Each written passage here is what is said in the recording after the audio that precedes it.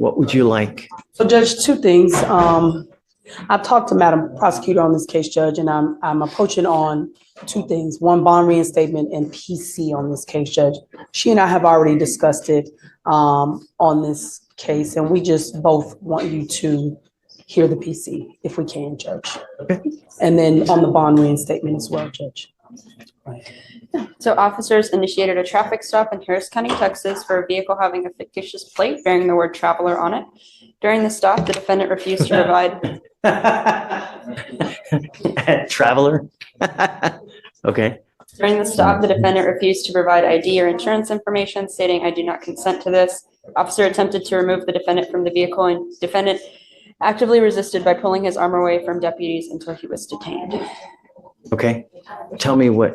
So we looked at, I'm sorry, Madam Prosecutor, the interference with duties of public servant, Your Honor. Even if my client is failing to give them that, then it is an arrestable offense. But in this situation, it is, Judge. However, in this particular situation, he didn't interfere with anything in terms of his own arrest. I can, if it was a resisting or something to that effect, I can. They're just trying to get him out of the car. I don't disagree. It's classic sovereign case where got the license plate, think that traveling by right is what I think how they term it. In this situation, Judge, and the reason I'm employing upon the court is, even from what Madam Prosecutor has seen on the video, they're pulling and tugging at his arm, which put my client in some fear. It was more than one officer. It was pretty. But he still has a duty. If they're asking you to come out, they can lawfully do that. And there are videos, and go on YouTube, right? There are hundreds of videos where officers will literally destroy your car to get you out. When you get into a pissing match with a person who has the power of arrest, who's going to win, Mr. Daly? We don't disagree, Your Honor. Right. You know what I mean? That's real life. We don't disagree, Your Honor. I think under the circumstances of what actually happened, it was not Mr. Daly's position to resist or to interfere. That was not. He was concerned for his safety at that point. And actually, I don't know, did you hear that on the video? Right. And so in reviewing the video, it was pretty quick, pretty brash. They didn't give him an opportunity to respond per the prosecutor. In this situation, it wasn't as if he was intentionally. Remember, this is just a mere probable cause. Yes, so I agree. They ask you to come out of the car one time. Yeah, it's really that's. So, I think that there's enough probable cause to go forward now. The problem is, Mr. Daly, is that we revoke your bond. Your bond is set at 2501, and you've continually failed to appear. So, the case and the way that you've treated us, it shows me that you just refuse to accept authority. How are we supposed to deal with that? How do we deal with that, Timberl?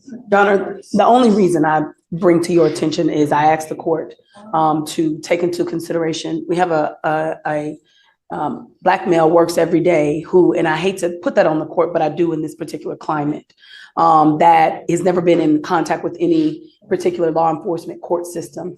And from what I can see and what I hear out here from a lot of my Black male, and I'm sure it's common knowledge, is that because they are unfamiliar with the court system, they don't know, number one. Number two, when they do come in contact with police, and my mother is assistant chief of police. So I can understand, even when I was younger, I was taught that there are certain things that you have to do with when a police officer even stop you on a speeding ticket.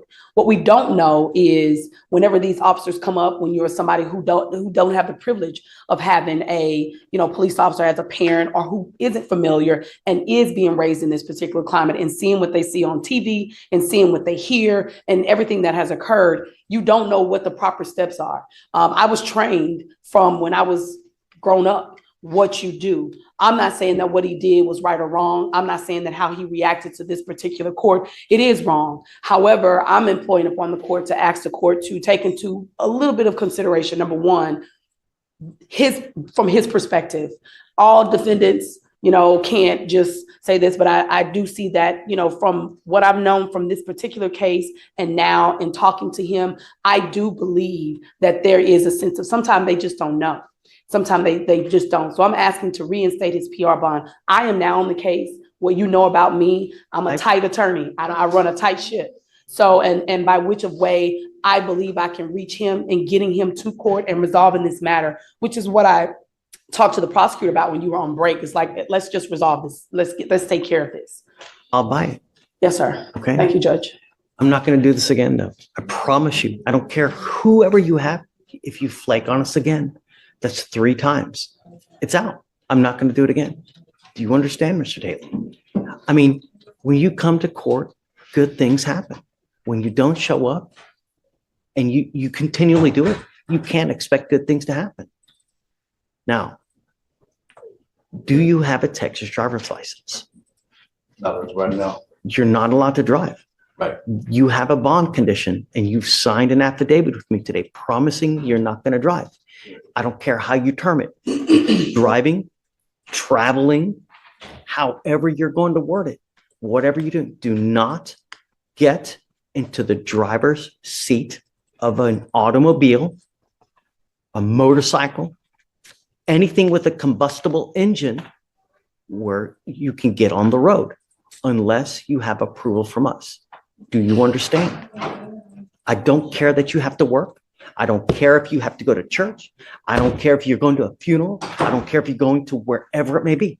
Do not drive. Do you understand? Heed this warning. You're not going to get another one. Okay, Timberlake, I'll reinstate the bond. Thank you, Your Honor.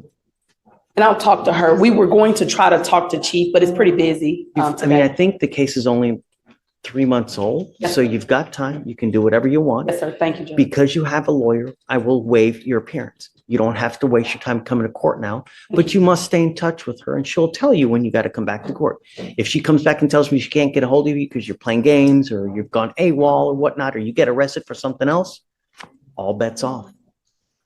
We good? I'm not asking for much, man. Really.